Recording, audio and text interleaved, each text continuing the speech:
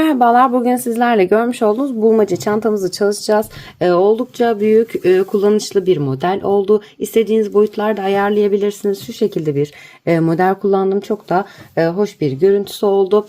Ben çok beğendim. Umarım sizler de beğenirsiniz. Kanalıma abone olmayı, Instagram'dan beni takip etmeyi ve yaptığınız modelleri bana Instagram üzerinden göndermeyi unutmayın. Hepinize kolaylıklar diliyorum. Öncelikle çantamın ölçülerinden bahsetmek istiyorum. Bakın şu şekilde uzunluğunu tam şöyle dik koyduğum zaman tabandan itibaren 35 santim uzunluğunda oldu. Orta kısmından ölçtüğüm zaman da şöyle 24 santim oldu. Eni de şu şekilde 47-48 santim uzunluğunda olmuş oldu.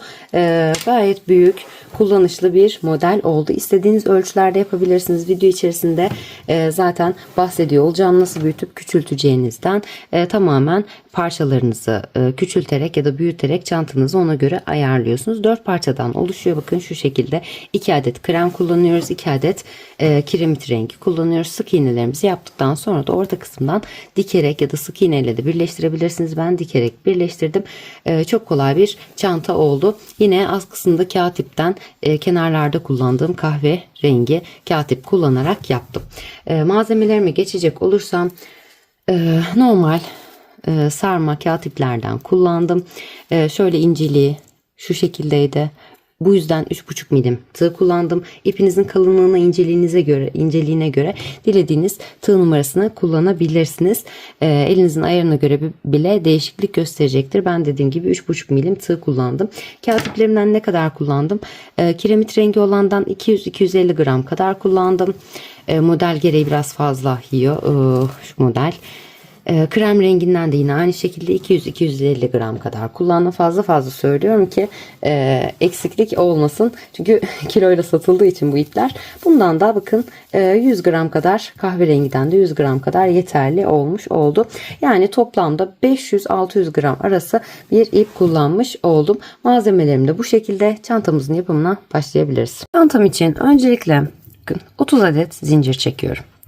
Bir tane bağlama zincirimi çektim. Zincirlerimi çok sıkı tutmuyorum. Bağlama zincirimi çektikten sonra arka kanatlarına batacağım için biraz geniş tutarak alıyorum. Çok sıkı değil, çok gevşek de değil. 1, 2, 3, 4, 5, 6. Bu şekilde 30 tane zincirimi çekip geliyorum. Zincirimi çektim. Şimdi hemen bir zincir daha çekiyorum. Üst sırama geçişimde kullanacağım. 30 tane sık iğne elde etmek için 31 tane zincir çekmiş oldum. Toplamda bakın. Zincirlerimin düz kısmı burası. Şöyle arka kanatlarını çeviriyorum. Arka kısımlarını. Buradaki arkadaki çıkıntılı olan yerlere batacağım.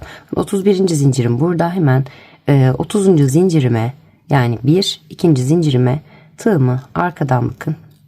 Arkadaki ilmeğine batıyorum. İpimi çekip bir sık iğne yapıyorum. Yanındakine geçiyorum. Bir sık iğne yapıyorum. Yanındakine bir sık iğne yapıyorum. Yanındakine geçiyorum. Bir sık iğne yapıyorum. Yanındakine bir sık iğne yapıyorum. Bu şekilde her bir zincirimin arka kanatlarına birer tane sık iğne yaparak 30 tane sık iğne elde ediyorum. Her bir zincirimin arka kanadına birer tane sık iğne yaparak 30 tane sık iğne elde etmiş oldum. Şimdi sık iğne sıramdan sonra ölçümü ayarlıyorum. Çünkü zincire göre ölçünüzü yaparsanız daha sonrasından toparlanma olacağı için yanlış bir ölçü elde edeceksiniz. Ölçünüzü bu kısımdayken yaparsanız çok daha doğru bir sonuç elde edersiniz. 16 santimlik bir ölçüm oldu. Daha büyük bir çanta yapmak isterseniz daha fazla zincir çekerek daha büyük santimle başlayabilirsiniz. Ya da daha küçük bir çanta yapmak isterseniz tamamen parçalarınızdan ayarlıyorsunuz. Daha az zincir çekerek de başlayabilirsiniz. Özellikle ölçü veriyorum ki birebir aynı ölçüde yapmak isterseniz zincir sayınız ipinize göre, elinizin sıkılığına göre ölçüleriniz değişiklik gösterecektir. Benimkiyle birebir aynı yapmak istiyorsanız ölçüye göre ilerlemenizde fayda var. Şimdi ilk sıra sık iğne sıramı yaptım. Şimdi model kurulumuna geçişimi sağlıyorum hemen. Şöyle. 30 tane sık iğnemi oluşturdum. Bir tane zincirimi çekip bir sonraki sırama geçiyorum. Örgümü çevirdim. Şimdi zincirimi çektim. İlk sık iğnemin tepesine batıyorum. bir sık iğne yapıyorum.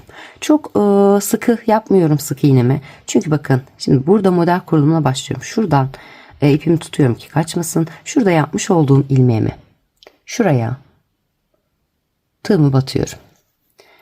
Daha sonra bakın tığımı buradan geçirdim. Yanındaki sık iğneme batıyorum. İpimi çekiyorum. Bakın 3 tane ilmeğim var tığımda. Hepsini birlikte topluyorum. Yanındaki bakın yine son ilmeğime şuradaki ilmeğime batıyorum. Yanındaki sık iğneme batıyorum. İpimi çekiyorum. 3 ilmeğim var. Hepsinden birlikte geçiriyorum. Şimdi yine bakın son ilmeğime şuradaki son ilmeğime tığımı batıyorum. Yanındaki sık iğneme batıyorum. İpimi çekiyorum. Bakın hepsinden birlikte geçiriyorum. Son ilmeğime batıyorum. Şuradan tığımı geçirdim. Yanındaki sık iğneme batıyorum. İpimi çekiyorum. Hepsini birlikte topluyorum. Son ilmeğime batırdım. Tığımı geçirdim buradan. Yanındaki sık iğneme batıyorum. İpimi çekiyorum. 3 ilmeğim var. Hepsini birlikte topluyorum. Buradaki yerden son ilmeğimden geçirdiğim tığımı yanımdaki sık iğneye batıyorum. İpimi çekip hepsini birlikte topluyorum. Bakın modelim kurulmaya başladı. Son ilmeğime battım tığımı. Yanındaki sık iğneden ipimi çektim. 3 ilmeğim var. Hepsini birlikte toparlıyorum. Son ilmeğime battım yine. Yanındaki sık iğneme batıyorum. İpimi çekiyorum. 3 ilmeğim var. Hepsini birlikte toparlıyorum. Son ilmeğime battım. Yanındaki sık iğnemden ipimi çektim. Bakın 3 ilmeğim var. Hepsini birlikte topluyorum. Son ilmeğime battım. Bakın 1, 2 ve 3. Üçüncüye battım. Yanındaki sık iğneden ipimi çektim. 3 ilmeğim var. Hepsini birlikte topladım. 1, 2. Üçüncüye battım. Yanındaki sık iğneme battım. İpimi çekiyorum. 3 ilmeğim var. Hepsini birlikte çekiyorum. Son ilmeğime tekrar batıyorum. Bakın şuradaki ilmeğime battım. Yanındaki sık iğneme batıyorum. İpimi çekip hepsini birlikte toparlıyorum. Son ilmekten tığımı geçirdim. Yanındaki sık iğneme batıyorum. İpimi çekip hepsini birlikte toparlıyorum. Son ilmeğime battım. Yanındaki sık iğneme batıyorum. İpimi çekip üçünü birlikte topluyorum. Son ilmeğimden geçirdim tığımı. Yanındaki sık iğnemden ipimi çekiyorum ve hepsini birlikte toparlıyorum. Son ilmeğime battım. Yanındaki sık iğneden ipimi geçiriyorum, çekiyorum. Hepsini birlikte topluyorum.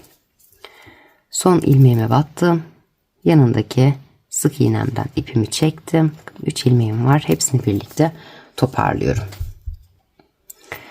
Son ilmeğime battım. Yanındaki sık iğnemden ipimi çektim. Hepsini birlikte toparladım. Son ilmeğimden tığımı geçirdim. Yanındaki sık iğneme battım. İpimi çekip hepsini birlikte toparladım. Battım. Yanındakinden çektim. Bakın hepsini birlikte toparladım. Son ilmeğime battım. Yanındakinden çektim. Hepsini birlikte toparladım. Son ilmeğime battım. Yanındaki sık iğnemden çektim. Hepsini birlikte toparladım. Son ilmeğime battım. Yanındaki sık iğnemden çektim ve hepsini birlikte toparladım. Son ilmeğime batıyorum. Yanındaki sık iğnemden çektim ve hepsini birlikte toparladım. Son ilmeğime battım. Sık iğnemi çektim ve hepsini birlikte toparladım. Son ilmeğime battım. Yanındaki sık iğnemden çektim ve hepsini birlikte toparladım. Son ilmeğime battım. Yanındaki sık iğnemden çektim ve hepsini birlikte toparladım. Son ilmeğime battım. Yanındaki sık iğneme battım. İpimi çektim ve hepsini birlikte toparladım. Sondakine battım. Bakın son sık iğnem kaldı. Buraya da batıyorum. Ve ipimi çekiyorum. Hepsini birlikte toparlıyorum. Yine bu şekilde 30 tane ilmek elde etmiş oldum. İlk model sıramı kurmuş oldum. İlk sıramı tamamladım. İkinci sıramı ilmeğimi tersten alarak yapacağım ki modelimi aynı şekilde kurabileyim. Bakın ilk model sıramı tamamladım. Şimdi bir zincir çekip arkasını çeviriyorum. Şimdi bu noktada ipimi parmağıma doladım. Bir zincirimi çektikten sonra bakın tığımı arka taraftan batıyorum. Bakın şuradaki ilk ilmeğime batıyorum. Şöyle. Şuraya. Batıyorum. Önden çıkardım. Bakın şuradan çıkardım. İpimi çekerek arkaya doğru alıyorum. İpim önde. Bir sık iğne yapıyorum. İlk başlarda hep sık iğne ile başlıyoruz. İlk ilmeğimize sık iğnemi yaptım. Şimdi örgümü çevirdim. Bakın şuradaki ilmeğime tığımı batıyorum. İçerisinden geçirdim. Hemen yanındaki sık iğneme bakın. Tersten battım. Şöyle. Öne doğru çıktım. İpimi arkaya doğru alıyorum. 3 ilmeğim var. Hepsini birlikte toparladım. Şimdi bakın sondaki ilmeğime yine batıyorum. Şuradakine tığımı geçiriyorum. Daha sonra yanındaki sık iğneme batıp arkadan çıkarıyorum tığımı. İpimi arkaya doğru aldım. Bakın 3 ilmeğim var yine. Hepsini birlikte toparladım. Bakın modelim önden aynı şekilde gözüküyor. Tam tersini yapmış oluyoruz yani. Hemen bakın sondaki ilmeğime battım. Yanındaki sık iğneme battım. Arkadan batıp önden çıkardım. İpimi önden alarak arkaya doğru çekiyorum. Ve hepsini birlikte toparlıyorum. Şimdi yine son ilmeğime batıyorum. Arkadan bakın sık iğneme battım. Önden çıkardım. İpimi çektim. 3 ilmeğim var. Hepsini birlikte toparlıyorum. Şimdi hemen yanındaki son ilmeğe battım. Şurada. Son ilmeğime battım. Yanındaki sık iğneme battım. Arkadan öne doğru aldım. İpimi arkaya doğru çekiyorum. 3 tane ilmeğim var. Hepsini birlikte toparladım. Son ilmeğimden tekrar geçirdim tığımı. Yanındaki ilk sık iğneme battım. Arkadan batıp önden çıkardım.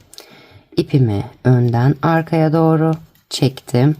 3 ilmeğim var. Hepsini birlikte toparladım. Şimdi yine son ilmeğime batıyorum. Yanındaki sık iğneme arkadan öne doğru battım. Şöyle ipimi arkadan öne doğru alıyorum ve hepsini birlikte toparlıyorum. Şimdi yine bakın tığımı geçirdim son ilmeğimden. Daha sonra sık iğneme battım. Arkadan öne doğru ipimi çektim. Arkaya doğru 3 ilmeğim var. Hepsini birlikte toparladım. Son ilmeğime battım. Yanındaki sık iğneme batıyorum. Arkadan öne doğru ipimi çektim ve hepsini birlikte toparlıyorum. Son ilmeğime battım. Yanındaki sık iğneme battım. Arkadan öne doğru ipimi çekiyorum ve hepsini birlikte toparlıyorum. Yanındaki ilmeğime battım. Sık iğneme batıyorum yanındaki önden arkadan öne doğru ipimi arkaya doğru alıp hepsini birlikte toparlıyorum. Son ilmeğime battım. Yanındaki sık iğneme battım. Arkadan öne doğru ipimi çektim. 3 ilmeğim var. Hepsini birlikte toparlıyorum. Son ilmeğimden tığımı geçirdim yine. Yanındaki sık iğneme batıyorum. Arkadan öne doğru ipimi önden arkaya doğru aldım ve hepsini birlikte toparlıyorum. Yanındaki ilmeğime batıyorum. Bakın son ilmeğime battım. Yanındaki sık iğneye batıyorum. Arkadan öne doğru. İpimi çektim. 3 ilmeğim var. Hepsini birlikte toparlıyorum. Artık biraz daha hızlanarak anlatacağım. Hemen bakın son ilmeğime battım. Yanındaki sık iğneye arkadan öne doğru battım. İpimi çektim ve hepsini birlikte toparladım. Son ilmeğimden geçirdim tığımı. Yine sık iğneme battım. Hepsini 3 ilmek elde ettim. Hepsini birlikte toparladım. Son ilmeğime battım. Yanındaki sık iğneye battım. İpimi arkadan önden arkaya doğru çektim ve hepsini birlikte toparladım. Son ilmeğime battım. Yanındaki sık iğneye arkadan öne doğru battım. İpimi çekip hepsini birlikte toparladım. Son ilmeğime batıyorum. Yanındaki sık iğneme battım. Arkadan öne doğru ipimi alıyorum ve hepsini birlikte toparlıyorum. Yanındaki bakın son ilmeğime battım. Sık iğneye batıyorum. Çektim. 3 ilmek elde ettim. Hepsini topladım. Battım. Sık iğneden yanındaki sık iğneye tersten battım. Çektim ve hepsini birlikte toparladım. Burası arka kısmı. Ön yüzü bakın şu şekilde gözüküyor. Hemen devam ediyorum. İlmeğime battım. Sık iğnemi arkadan öne doğru battım. İpimi çekip hepsini birlikte toparladım. Bu şekilde sıra sonuna kadar ilerliyorum. Sayılarda artma, eksilme olmaması için ilk sıralarda, yani eliniz en azından alışana kadar sayarsanız ilmek atlama vesaire olmasın, eksilme olmasın, çantanızda toparlama olmasın diye. Çünkü model yandakine batarak ilerleyen bir model olduğu için tersten örümlerde sıkıntı yaşayabilirsiniz bazen. Bakın sondaki ilmek biraz küçük durduğu için sona kadar getirmeye çalıştım. Bakın bir önden baktığınızda gözüküyor. 1 ve 2 ilmek kaldı. Arkadan baktığınız zaman biraz daha toparlanmış. İlk başta sık iğne ile başladığınız için. Şimdi hemen sonuncuyu yaptım. Bakın şurada bir ilmeğim daha var. Buraya da yine bakın sık iğnemin tam tepesine batıyorum. Sonda. Battım. Şöyle yine tersten batarak ipimi aldım ve çektim. 3 ilmeğim var. Hepsini birlikte toparladım. Arka kısımda da bu şekilde ilerlemiş oldum. Sıramı böyle tamamladım. Şimdi bir tane zincir çekip ön yüzüme geçiyorum.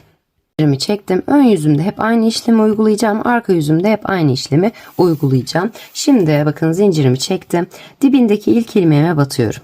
Şöyle tam ortadan batıyorum. Bakın arkadan şu şekilde gözüküyor battığım yer.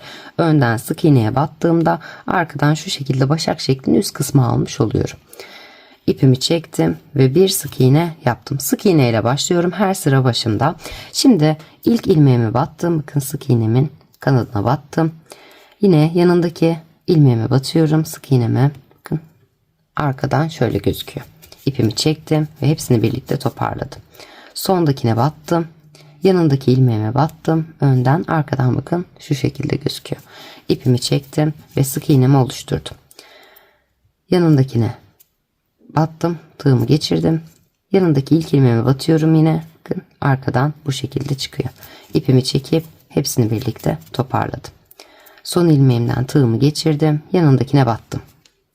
Arkadan çıkmış oldum ve hepsini birlikte toparladım. Son ilmeğime battım. Yanındakine batıyorum. İpimi çektim ve üçünü birlikte toparladım. Sonuncuya battım. Yanındakine batıyorum. İpimi çektim ve toparladım. Son ilmeğime battım. Yanındakine batıyorum. İpimi çektim ve toparladım. Son ilmeğime battım. Yanındakine batıyorum. İpimi çektim ve toparladım. Son ilmeğime battım. Yanındakine batıyorum. İpimi çektim. Üçünü birlikte toparladım. Bu sıramı da bu şekilde ilerletiyorum. Sıra sonuna kadar geliyorum. İşlemlerimi aynı şekilde önden devam ederek sıra sonuna kadar geldim. Bakın sonunda sık iğne olduğu için yine kafanız karışmasın diye göstermek istedim. Şurada küçücük duruyor. Hemen bakın şuradan battığımda yine aynı işlemi uyguluyorum ve sondaki sık iğneme de batıp ipimi çekiyorum. Hepsini birlikte toparlıyorum. Ön yüzden sıramı tamamlamış oldum. Şimdi bir tane zincir çekip yine arka tarafa geçişimi sağlıyorum. Ne yapıyorduk? İpimizi öne alıyoruz. Tığımı arkadan batıyorum. İlk sık iğne bakın şurada. Şurası. İlk sık iğneme battım. Arkadan battım, önden çıkardım.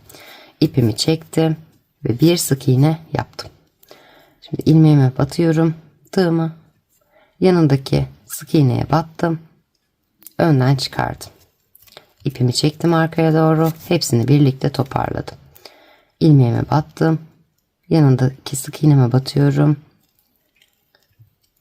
İpimi çektim ve hepsini birlikte toparladım. Sık iğne diyorum ama yani tek seferde toparladığımız için yarım trabzana benziyor aslında ama hemen bakın son ilmeğimi battım. Yanındaki ilmeğime de batıyorum. İpimi arkadan öne doğru alıp çekiyorum ve hepsini birlikte toparlıyorum. Son ilmeğimden geçirdim. Yanındaki ilmeğime battım. Arkadan önden arkaya doğru çektim ipimi ve üçünü birlikte toparladım. Sonuncuya battım. Yanındakine batıyorum. İpimi çektim ve hepsini birlikte toparladım. Yanındakine battım. İpimi arkaya doğru aldım ve hepsini birlikte toparlıyorum. İşlemlerim tamamen bundan ibaret. Ters kısımdayken tersten örüyoruz. Ön yüzündeyken önden örerek ilerliyoruz. Modeli tekrarlıyoruz. Her sıra başımızda birer tane sık iğne ile başlıyoruz. Bu şekilde yeteri uzunluğa gelene kadar devam ediyoruz. Evet, parçamda yeteri uzunluğa kadar geldim. Toplamda 69 sıra örmüş oldum. İlk baştaki şöyle sık iğne sıramla birlikte. Şimdi sıra sayısına göre yapmıyoruz. Ölçümüze göre belirliyoruz. Çünkü modelimiz toparlanan bir model olduğu için ölçümüzde değişiklik olacaktır. Elimizin ayarına göre değişiklik olacaktır. Bu çantamızda önemli olan şey santim ölçüsü. Enine kadarsa boyunu da çarpı 3 yapıyoruz. Bakın hemen şimdi şuradan eni benimkinin şöyle 16 santimde 16 santimlik oldu. Boyunu da o yüzden 16 çarpı 3 yaparak şöyle 48 santime tamamlamış oldum uzunluğunu. Eğer sizinki 20 ise eni 20 ise 60 santime tamamlayacaksınız. 30 ise 90 santime tamamlayacaksınız. 25 ise 75 santime tamamlayacaksınız. Buradaki ölçünün birebir aynısını 3 ile çarparak ilerleyeceksiniz. Önemli olan püf noktası burası. Şimdi ben dediğim gibi modelimi bitirdim. Bir parçamı bitirdim. Ölçüsünü ayarladım. Şimdi diğer ipimi alıp kenarların sık iğne tığlamasına başlıyorum. 69. sıramı tamamladım. Bakın 69. sıramı yaptığımda örgümün ters kısmındayım. Şimdi sık iğne tığlamamı yaparken kahverengime geçiyorum. Tığlamamı yaparken ön kısma geçiş yapmam gerekiyor ki sık iğnelerim düzgün olsun. Şimdi öncelikle ip geçişiminde nasıl yaptığımı göstermek istiyorum. Şöyle bakın, son olarak ilmeğimi son modelimi de kurduktan sonra şöyle tekrar hatta bir yapalım beraber. Son bir tane kaldı, bakın hemen arkadan yine batıyorum. Arkadan öne doğru aldım, ipimi çektim. Bakın 3 ilmeğim var, hepsini birlikte toparladım. Şimdi kahverengi ipimi aldım. Bakın 3 tane ilmeğimden birden geçirmiştim hepsini birlikte. Şimdi şuradaki ipimi tutuyorum. Şöyle renk geçişimi yaparken bu 3 ilmeğimden birden tekrar tığımı batıyorum. İpim bakın burada. Şimdi kahverengimi alıp şöyle içerisinden çekiyorum. Bakın 2 ilmeğim oldu. Kahverengiyi turuncunun da içerisinden geçirip, kiremit renginin içerisinden geçirip sıkmadan bakın önce şöyle bir tane zincir çekiyorum. Önce kahverengi ipimi sıkıyorum. Daha sonra da kiremit rengini sıkıp sabitliyorum. Çıkma ihtimali yok. Geçişim de gayet düzgün oldu. İçeriden geçişimi sağlamış oldum. Zincirimi çektim. Örgümü çeviriyorum. Şimdi bu noktada hemen bakın yine aynı şekilde batarak ortadan battım, arkada şu şekilde çıkmış oldum. İpimi çektim ve bir sık iğne yaptım. Yanındakine geçiyorum. Bakın yine aynı yerden batıyorum. Arkadan çıkıyorum. İpimi çekiyorum ve bir sık iğne yapıyorum. Yanındakine geçtim. Yine aynı şekilde battım. Sık iğnemi yapıyorum. Yanındakine geçtim. Aynı şekilde battım. Sık iğnemi yapıyorum. Yanındakine sık iğnemi yapıyorum. Bu şekilde her bir ilmeğime birer tane sık iğne yaparak köşeye kadar ilerliyorum. Sık iğnelerimi yaparak son sık iğnemin olduğu yere kadar geldim. Bakın buraya bir tane sık iğne yaptım. Şimdi burayı tamamlamış oldum. Şimdi aynı noktaya batıyorum tekrar ve bir sık iğne daha yapıyorum. Geçişimi sağlamış oluyorum. Şuradan devam edeceğim. Hemen yanındaki bakın ilk boşluğuma şöyle batıyorum. İpimi çekip bir sık iğne yapıyorum. Hemen yanındaki boşluğa geçiyorum. Şuraya batıyorum ve bir sık iğne yapıyorum. Yanındaki boşluğa geçiyorum. Şöyle buraya da batıp bir sık iğne yapıyorum. Yanındaki boşluğa geçiyorum. Batıp sık iğnemi oluşturuyorum. Yanındaki boşluğa geçiyorum. Sık iğnemi yapıyorum. Yanındakine geçiyorum. sık iğnemi yapıyorum. Yanındaki boşluğa şöyle sık iğnemi yapıyorum. Yanındaki bakın boşluğa bir sık iğne, yanındaki boşluğa bir sık iğne. Bu şekilde her bir boşluğuma birer tane sık iğne yaparak köşeye kadar geliyorum. Köşemde ne yapıyorum? Yine başta şurada dönerken yaptığım gibi çift batıyorum ilk sık iğneme. 2 tane sık iğne yapıyorum. Dönüşümü sağlayıp her birine birer tane sık iğne yapıyorum. Son ilmeğime geldiğimde yine çift sık iğne yapıyorum. Yani 2 tane batıp 2 sık iğne yapıp dönüyorum. Daha sonra yine her bir boşluğuma birer tane sık iğne yaparak başlangıç noktasına kadar ilerliyorum. Sık iğnelerimi yaparak tüm etrafını tamamlamış oldum. Başladığım noktaya geldim. Son olarak sık iğnemi de yaptım. Bakın köşeye başladığım noktada bir tane sık iğne yapmıştım ilk başlangıcımda. İlk sık iğnemin ilk ilmeğimin olduğu yere. Şimdi buraya batıyorum tekrar. İpimi çekip bir sık iğne daha yapıyorum. İpimi şöyle biraz uzun tutup kesiyorum. İlmeğimi de kapatacağım. İğne yardımıyla hemen iğnemi geçirdikten sonra bakın ilk sık iğnemi atlayıp ikincisine önden arkaya doğru batıyorum ki geçişim düzgün olsun. Daha sonra son yapmış olduğum sık iğneme ortadan batarak aşağıya doğru indiriyorum. İpimi alıp bakın ilmeğimi de kapatmış oldum bu şekilde. Arkada ipimi gizleyip daha sonrasında koparıyorum. Bu parçadan 4 adet oluşturuyorum. Aynı ölçülerde, aynı sayılarda. 2 tanesini ben kiremit rengi yaptım. 2 tanesini krem rengi yaptım. Kenarlarını da kahverengiyle tığladım.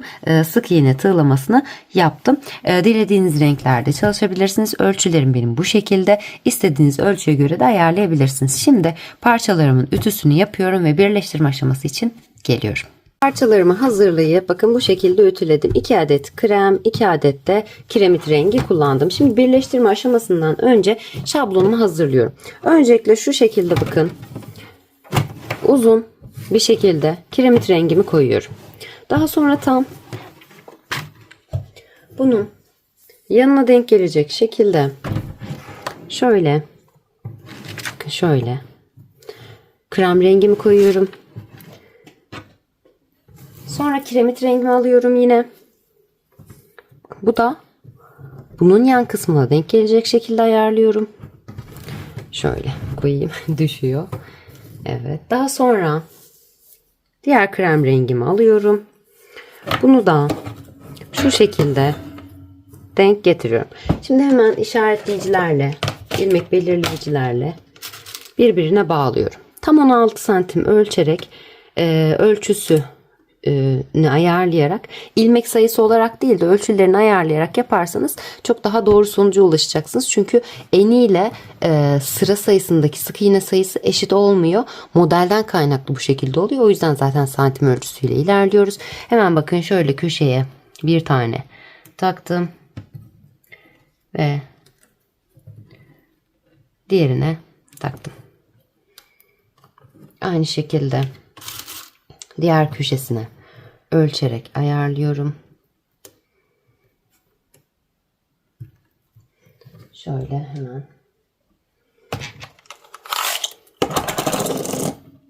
arada 16 santim bakın tam karşılıklı olarak denk geliyor zaten. İlmek sayısına göre ayarlarsınız. Sonucunuz yanlış çıkacaktır. Sık iğnelerinizi sayarak eşitlemeye çalışmayın. Çünkü dediğim gibi birebir aynı sayılarda olmuyor maalesef. Ölçülerden kaynaklı, modelimizden kaynaklı. Şimdi burayı hemen şuradan köşeden şu kısmı da buraya bağlıyorum.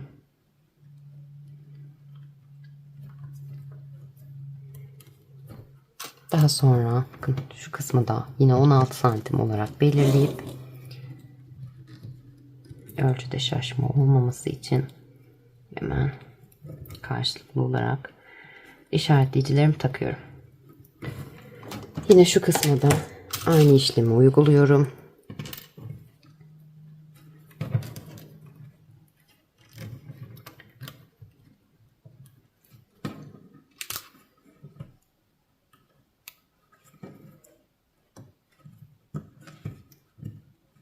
Karşılıklı olarak son olarak şuraya da işaretleyicilerimi takıyorum.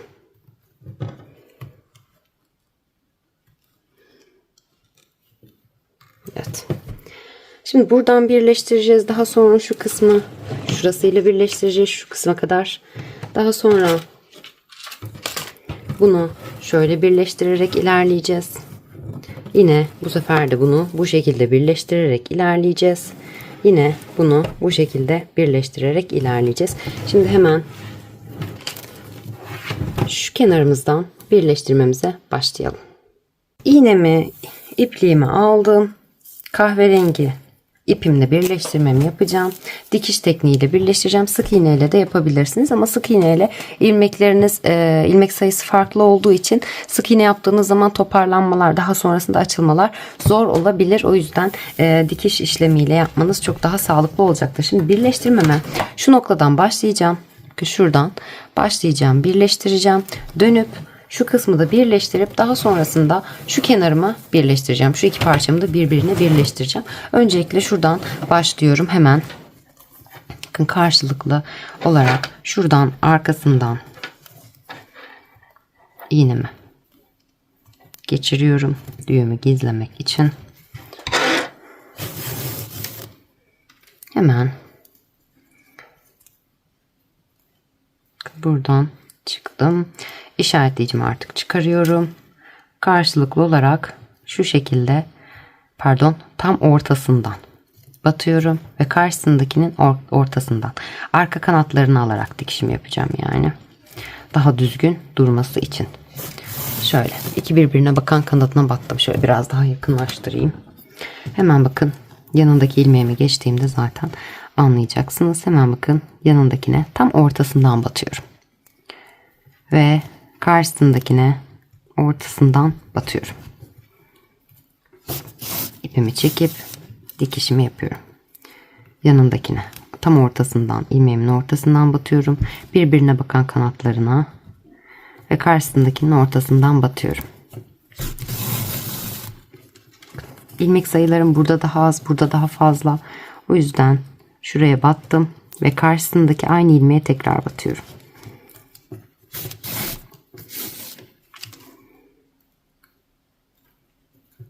Yanındakine battım ve karşısındakine tekrar batıyorum.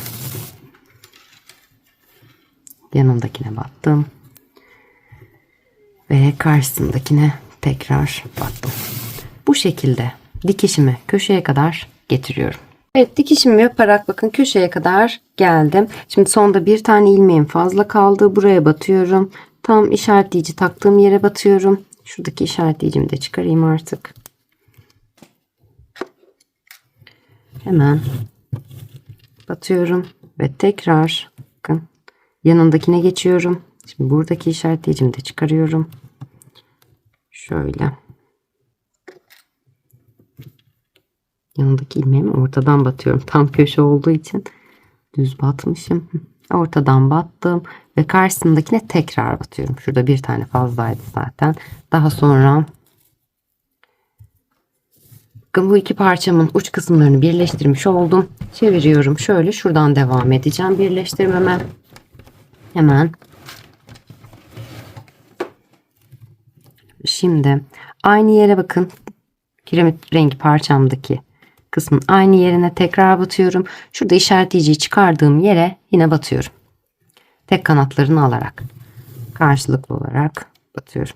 Daha sonra bakın yine aynı yere sıkılamak için bu sefer batıyorum. Tam dönüş olduğu için boşluk oluşsun istemiyorum. Hemen yanındaki ilmeğimi geçiyorum ve karşısındakine geçiyorum. Yanındakine batıyorum ve karşısındakine batıyorum. Şurada aynı yere tekrar batayım ve karşısındakinin yanına batıyorum bu sefer. Çünkü bakın burada ilmek fazla, burada daha az. Onu ara ara böyle çift batarak eşitliyorum. Yanındakine yine ve karşısındakine. Bu şekilde bu kenarında birleştirmesini yaparaktan karşılıklı olarak işaretleyicilerimizi denk getireceğimiz şekilde birleştirme yapacağımız yere kadar geliyoruz. birleştirmemi yaparak bakın yine karşılıklı olarak işaretleyicilerimin olduğu noktaya kadar geldim. Şimdi buradan işaretleyicimi çıkarıp bu kısma da son olarak batıp dönüşümü sağlıyorum. Şimdi aynı şekilde devam edeceğim. Diğer parçama şöyle 2 kez battım. Şöyle biraz yukarı doğru kaldırayım ki daha net görebilin. Bakın birleştirmemi yaptım. Köşeye kadar geldim. Daha sonra şuradan bir işaretleyici alıp yine metremi alıyorum. Şimdi şu kısmı birleştireceğim. Ama birleştirirken önemli olan kısım şu ki bakın şu iki kısmı birbirine birleştirerek ilerleyeceğim. Bakın burayı birleştirdikten sonra bakın şu parçam kiremit rengi parçam daha kısa. Krem rengi parçamdan yani kalan kısmı daha kısa. Bunun tamamı duruyorken bunun 3'te 2'si duruyor. Şu anda şöyle yapıyoruz. Şimdi bunu şöyle çevirerek birleştireceğim. Buraya kadar birleştireceğim ve bitecek. Nerede bitireceğimi ayarlamam önemli olan nokta. Yani şu krem rengi parçamdan hiç birleştirme yapmadım ya. Buradan ölçüyorum. Bakın, burası 16 santimde bu uç kısmı. Sık iğnelerimin olduğu yer. Başlangıcımın olduğu yer 16 santimlik bir kısımda. Şimdi şuradan o yüzden 16 santimi ölçüyorum. Tam 16 santimin bitiminden sonraki ilmeğimi şöyle işaretleyicimi takıyorum. Bunu neden yapıyorum? Şöyle yapacağım. Şuradan taktım ve karşısındakine taktım, birleştirdim. Bunu neden yapıyorum? Şimdi bakın şurası 16 santim. Yani burası 20 santim olursa çantamızın bakın ağız kısmı burası olacak. Yamukluk olur. Yani üçgen gibi durmaz da bir tarafı uzun bir tarafı kısa duracağı için çantamız şekilsiz bir görüntü alır. O yüzden şuradaki ölçüyü özellikle ayarlamakta fayda var ki çantanız potluk yapmasın. Görüntü olarak çirkin durmasın diye. Hemen buradan başlıyorum. Bakın şöyle birleştireceğim artık. Şu kısmı da şöyle birleştirdiğimde burası 16 santim ve burası da 16 santim olarak ilerleyecek. Hemen geliyorum şu kısma. Parçam büyük olduğu için henüz daha birleşmediği için biraz yer kaplıyor. Evet. Şöyle hemen karşılıklı olarak birleştirmeye başlıyorum. Devam ediyorum yani. Şuradan işaretleyiciyi taktığım kısma kadar yedirerek şöyle birleştireceğim. Aynı işlemi uygulayacağım. Yine bakın yanındaki ilmeğime battım ve karşısındakine battım. Dikişimi yaptım. Yanındakine battım ve karşısındakine battım. Dikişimi yaptım. Yanındakine ve karşısındakine. Yine ilmeklerimiz eşit olmayabilir. O yüzden birer ikişer hatta karşılıklı olarak sayarak hangisinde kaç tane fazla varsa ona göre yedirerek ilerleyebilirsiniz. Dikişimizi aynı şekilde devam ettirerek işaretleyicimizin olduğu yere kadar gelip birleştirmemizi, bu kısmın birleştirmesini tamamlıyoruz ve ipimizi koparıyoruz. Bakın buranın birleştirmesine köşeye kadar tamamladım. Şu şekilde ütülediğimde de iyice açılmış olacak. Şöyle gözüküyor. Şimdi diğer taraflarımı yapacağım. Aynı işlemleri tekrarlayarak ilerleyeceğim. Yine bakın. Şöyle bu sefer şuradan başlayacağım. Şu köşemden başlayarak birleştirerek geleceğim. Daha sonra şu iki kısmı birleştireceğim. Yani bütün işlemlerde zaten orta kısma işaretleyicileri taktığımız zaman otomatik olarak belli oluyor. Bakın bir taraf daha kısa kalıyor, bir taraf daha uzun oluyor. Kısa tarafı uzun tarafa yedirerek ilerliyor. Şuradan başladım birleştirmemi. Birleştirdim, orta kısma geldim, döndüm, birleştirdim. Daha sonrasında şöyle yine şuradan 16 santim ölçüyorum. 16 santimin sonuna işaretleyicimi takıyorum. Şöyle tam şu kısma denk geliyor.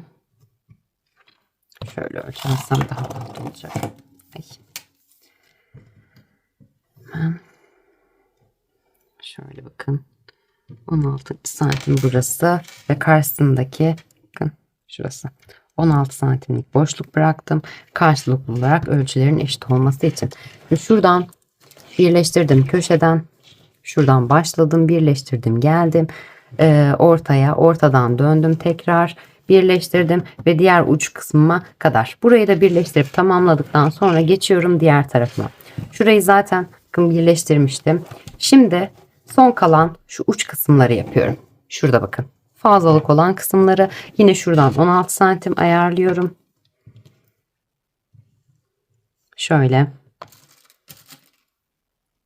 16 santimin sonuna bittiği yere işaretleyicimi takıp diğer parçamla birleştiriyorum. Şu kısmı da şuraya yediriyorum. Daha sonra bakın başladığım kısım kaldı. Burayı birleştirmiştim zaten. Şuradan itibaren yine bu sefer de bakın turuncu olan parçam uzun. Uzun parçamdan 16 santim sayıp ölçüp şöyle 16 santimin sonuna işaretleyicimi takıp karşısındaki parçamın da uç kısmına bakın işaretleyicimi takıyorum. Bunu da bu şekilde birleştiriyorum. Sonra çantamın alt kısmı hazırlanmış oluyor. Ütümü de yapıp askım için geliyorum. Çantamın birleştirmesini tamamladım. Bakın şu şekilde gözüküyor. Taban kısmı dıştan ve şöyle içten. Daha sonra karşılıklı olarak şöyle denk getirdim. Şu şekilde askımı yerleştireceğim. Şimdi bakın çanta sapımın ben şu şekilde bir tanesini yaptım. 2 adet oluşturacağız bundan. Şöyle bir model tercih ettim. Hem çantamın modeliyle de şöyle uyumlu olsun istedim. Öncelikle ölçüsünü paylaşayım sizlerle. Hemen askımın.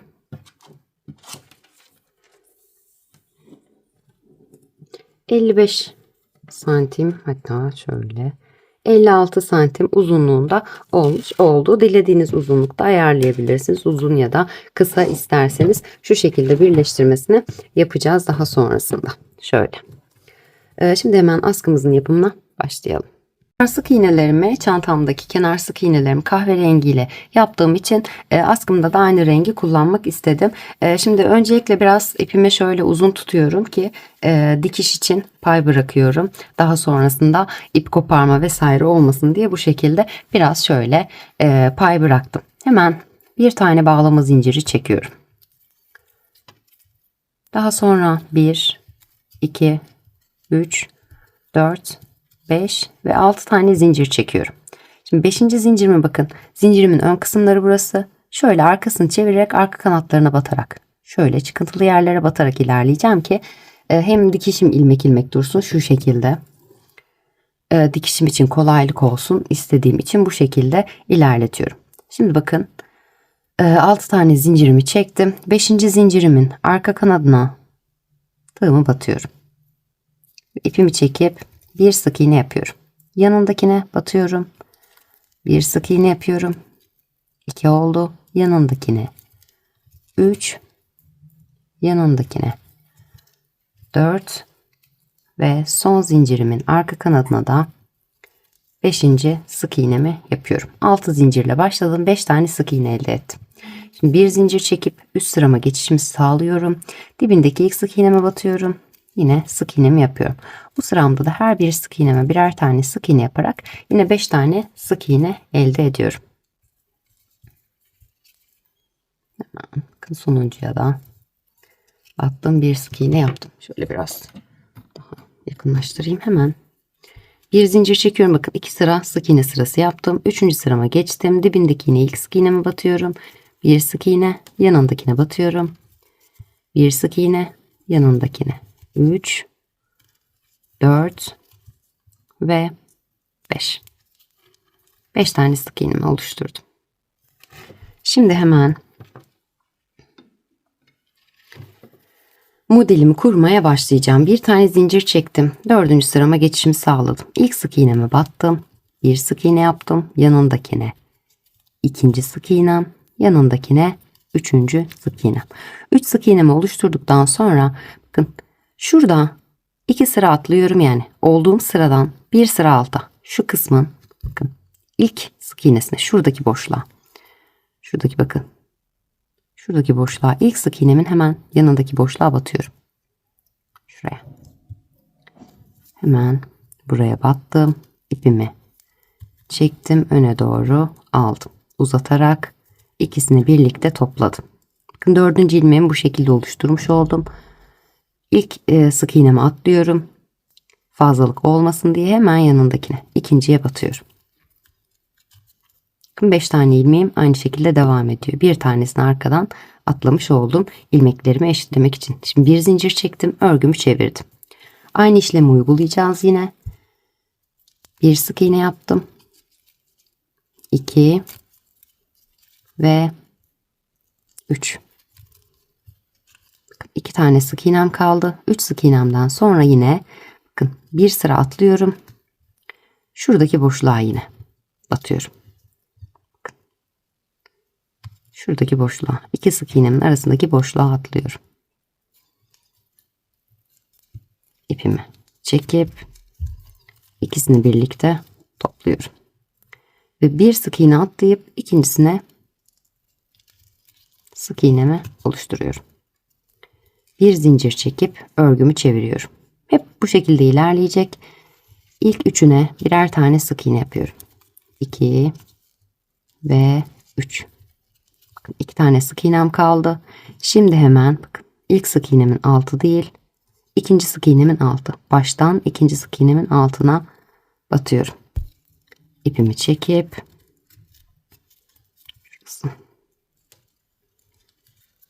ikisini birlikte toparlıyorum. Yanındakine geçip bir sık iğne yapıyorum.